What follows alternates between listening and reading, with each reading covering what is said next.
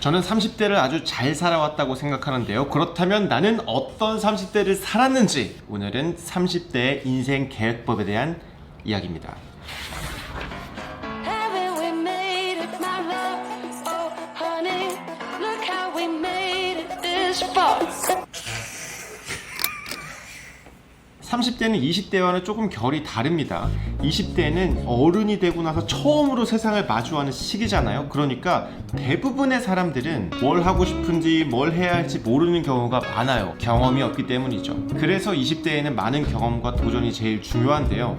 30대 같은 경우에는 이미 내가 어른이 되고 10년이 지났어. 그리고 대부분의 경우는 20대에 쌓은 실력과 경험을 바탕으로 직업을 갖게 됩니다. 이렇게 경제활동을 하면서 결혼이나 출산, 육아, 이민, 이직, 퇴사, 창업 등등 여러가지 삶의 터닝 포인트를 겪게 되고, 그때부터 내 주변 사람들과 나와의 격차가 벌어지기 시작합니다. 그렇다면 우린 어떻게 이 질풍노도의 30대를 보내야 하는 걸까요?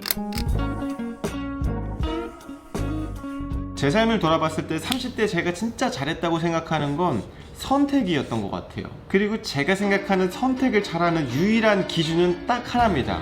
바로 나다운 선택을 했는가? 왜냐면 어떤 결정을 하든 결과는 아무도 모르죠. 그러니까 잘해도 내 탓, 못해도 내 탓이 되기 위해서는 정말 나다운 선택을 해야지 이게 수지타산이 맞는 거예요. 그러면 나다운 결정을 하기 위해서는 어떻게 해야 되느냐라고 보면, 나에 대해서 잘 알고 있어야죠. 내가 뭘 좋아하는지, 어떤 삶을 살고 싶은지, 나의 가치관은 무엇인지, 무엇을 할 수 있고 할 수 없는지, 어떻게 살고 싶고 어떻게 살고 싶지 않은지 등등 나 스스로에 대해서 잘 알고 있어야 돼요. 그렇게 되면 삶에서 온전히 나를 위한 나다운 선택을 할 수 있게 되는 것 같아요. 그럼 어떻게 나에 대해서 그렇게 잘 알아요? 역시 경험이 풍부해야 되는 거죠.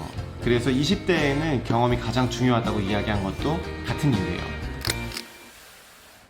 제가 선택을 잘한다고 했으니까 제 삶에서 했었던 주요한 선택을 생각해보면, 첫 번째는 밥벌이였던 것 같아요. 너 근데 20대에도 독립하라고 하지 않았어? 네, 맞아요. 저도 20살에 독립을 해서 밥벌이를 했지만 이 30대의 밥벌이는 20대의 밥벌이와는 조금 다릅니다. 뭐냐면 20대에는 나를 위한 밥벌이에요. 그러니까 내가 돈을 얼마큼 많이 벌었어 보다는 내가 그 돈을 벌어서 어떤 경험을 쌓았어가 더 중요했던 것 같아요. 반면에 30대의 밥벌이는 가족을 책임질 밥벌이입니다. 이때부터는 완전히 다른 이야기가 되는 거죠. 그래서 저 같은 경우에는 이 밥벌이를 하기 위해서 회사를 선택할 때 기준점이 명확했습니다. 돈을 많이 주는 회사, 자연스럽게 제가 갈 수 있었던 회사들 중에 돈을 가장 많이 주는 금융회사에 취업을 하게 된 거죠. 많은 분들이 하고 싶은 것과 해야 할 것 중 무엇을 해야 되느냐라고 여쭤보시는데, 저의 20대는 하고 싶은 것을 하면서 해야 할 일을 한다였던 것 같아요. 왜냐면 해야 할 게 별로 없기 때문에 하고 싶은 거 다 하고 남는 시간에 해야 할 거 해도 돼요. 하지만 30대 때는 그 순서가 바뀌었죠. 해야 할 것을 하면서 하고 싶은 것을 한다. 왜냐면 30대에는 하고 싶은 것을 하다가 정작 해야 할 것을 못하는 경우가 생길 수도 있거든요. 근데 여기서 정작 중요한 건 뭐냐면, 하고 싶은 것과 해야 할 것 둘 중에 뭘 선택하나요? 당연히 내 인생인데 하고 싶은 것도 해야 하고 해야 할 것도 해야죠. 단지 시기에 따라서 우선순위만 바뀌었었던 것 같습니다. 두 번째로 꼽는 저의 선택은 결혼이었던 것 같아요. 그러니까 저에게 있어서 결혼은 결혼할까? 결혼할지 말까? 이런 개념이 아니라 결혼은 당연히 무조건 내가 해야 할 것이라고 생각을 하고 있었어요. 내가 당연히 해야 되는 거니까, 결혼하려면 돈이 얼마가 필요하고 뭘 희생해야 되고 이런 것들 물론 중요한 가치겠지만 저에게는 별로 중요하지 않았고, 어떤 사람이 좋은 사람인가, 어떤 사람이랑 결혼을 해야 되는가, 나는 그럴 만한 자격이 있고 가치가 있는 사람인가, 어떻게 나를 그런 사람이 될 수 있을까, 이런 거에 훨씬 더 집중을 했었던 것 같아요. 물론 이제 누군가는 그렇게 얘기하겠죠. 결혼을 꼭 해야 됩니까? 너무 구시대적인 거 아닙니까? 요즘 세상이 어떤 시대인데, 이런 말을 할 수도 있겠지만, 이거는 그냥 단순히 저의 선호도라고 생각하면 될 것 같아요. 저의 선호는 나는 반드시 배우자가 있으면 좋겠어 입니다. 이게 어떤 느낌이냐면, 누가 여러분들한테 너 평생 친구가 있었으면 좋겠어? 없었으면 좋겠어? 라고 하면 보통 사람들은 평생 친구 있으면 좋지 라고 이야기할 거잖아요. 저한테는 딱 그 결혼이 그런 느낌이에요. 결혼을 한다는 건 어쩌면 이 좋은 친구, 어쩌면 평생 친구를 만드는 거니까요. 그리고 세 번째는 역시 아이입니다. 아이. 저는 이 아이도 결혼만큼이나 무조건 난 아이를 꼭 갖고 싶어 라는 스탠스를 갖고 있었기 때문에, 돈이 얼마가 있건 여건이 어떻게 되건 뭘 희생해야 되건 내 주변 사람이 애를 낳건 말건 출산율이 얼마건 이런 건 저한테는 별로 중요하지 않았고, 그리고 어떤 책임져야 될 대상이 생긴다는 게 누군가에게 부담일 수 있겠지만 저한테는 오히려 즐거움이었었던 것 같고요. 무엇보다도 이 나를 닮은 아이를 만난다는 그 설레임과 신비로움이 그냥 압도적으로 그냥 컸었던 것 같아요. 그러니까 이런 중요한 것들은 가치관이 맞아야 되잖아요. 결국 이제 아내랑 결혼하기 전부터 이 아이에 대한 이야기를 많이 했었었고, 그리고 또 둘을 또 낳고 키워보니까 역시나 내 삶에서 가장 잘한 선택은 아이를 갖기로 한 것이었다. 이걸 뭐 대부분의 부모님들이 아마 동의를 하실 겁니다. 그래서 밥벌이, 결혼, 아이 이 세 가지가 저의 30대의 가장 중요한 선택이 아니었나라는 생각이 들고, 이 세 가지는 저의 삶에서 가장 큰 부분을 차지하는, 절대로 양보할 수 없는 일상이 됐죠. 아마 저뿐만 아니라 다른 분들에게도 밥벌이, 어떤 직업을 가질 것이냐, 결혼을 할 거냐 말 거냐, 아이를 낳을 거냐 안 낳을 거냐, 이거는 굉장히 큰 인생의 결정이잖아요. 근데 저는 이 세 가지를 결정하는데 큰 어려움은 없었던 것 같아요. 왜냐면 나는 내가 살고 싶어하는 방향이 명확하게 있으니까. 그러니까 내가 무엇을 중요하게 생각하는지를 조합해보면 내가 어떤 선택을 해야 하는지가 그려지거든요. 예를 들어서 가족과 회사 중에는 가족이고, 시간과 돈 중에는 시간을 조금 더 쳐주는 것 같아요. 행복과 성공은 당연히 행복이고, 변화와 안정, 저는 변화를 조금 더 선호하는 편인 것 같아요.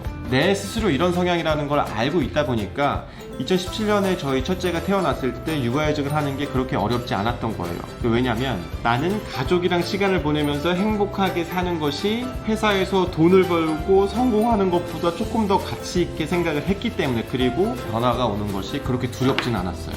물론 이 상황에 따라서, 사안에 따라서, 혹은 시기에 따라서 이 기준이 바뀔 수도 있지만, 비록 바뀌더라도 이런 나만의 기준은 있으면 좋아요. 언제 좋냐면 어떤 선택 앞에서 흔들릴 때, 그럴 때 좋아요. 예를 들어서 저라고 육아휴직 하는데, 아이고 너 육아휴직하면 이제 돈도 못 벌 거지, 회사에서도 대충 뭐 평판도 별로 안 좋아질 거지, 안정도 깨질 거지, 너 진짜 아무렇지도 않아? 그렇진 않죠. 당연히 저도 흔들리죠. 그러나 나만의 이런 기준이 있다 보니까 나는 어떤 사람이지? 난 어떻게 살고 싶지? 그렇구나, 내가 살고 싶은 방향은 이쪽 방향이구나 하면서 이렇게 방향을 설정할 수 있었던 거죠.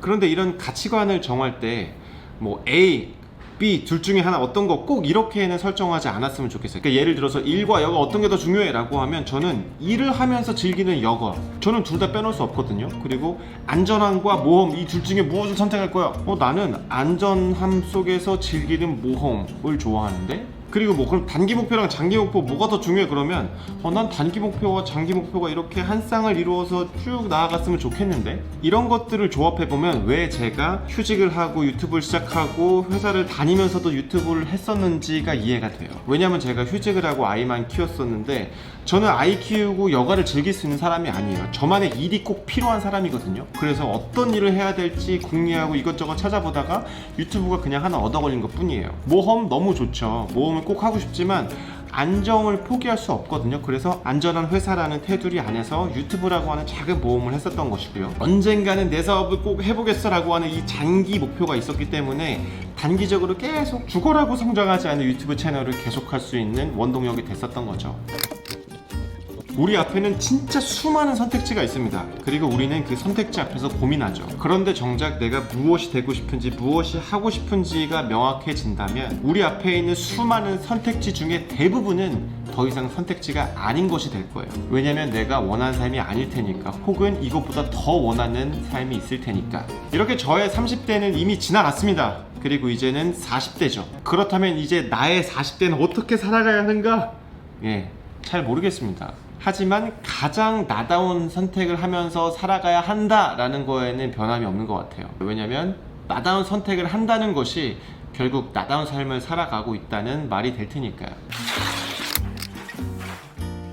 10년이 지난다고 보면 제 주변에 있는 수많은 사람들, 그리고 이걸 보고 있는 여러분, 그리고 저의 삶에도 많은 변화가 생기겠죠. 50살이 된 내가 어떤 모습으로 어디에서 존재할지는 잘 모르겠지만 지금보다 조금 더 나다운 모습으로 살아가고 있기를 바라봅니다. 이 치열한 삶 속에서 여러분들도 여러분들만의 삶을 사셨으면 좋겠고요. 여러분들이 원하는 많은 것들이 이 10년 후에는 여러분들에게 다가오기를 바라겠습니다.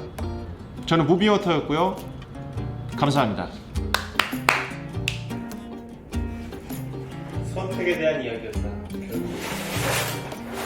좋은 선택 하시길 바라겠습니다.